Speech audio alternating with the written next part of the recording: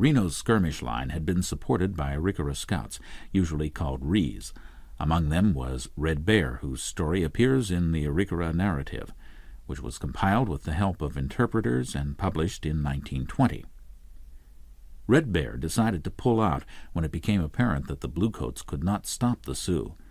But he had not ridden very far when his horse stumbled and fell. It scrambled up and galloped toward the river, while he chased it through the trees and wild rose bushes.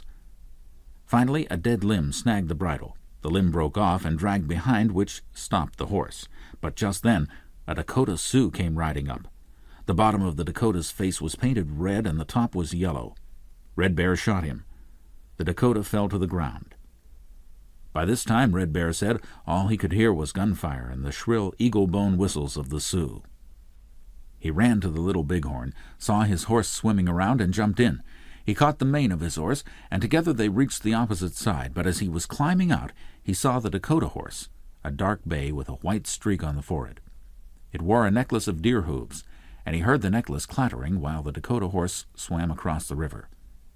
Then he saw Bobtailed Bull's big pinto, which came plunging through the brush, snorting with fright, the tail and mane floating in the wind. The reins were flying, Red Bear said, and the rawhide saddle was bloody.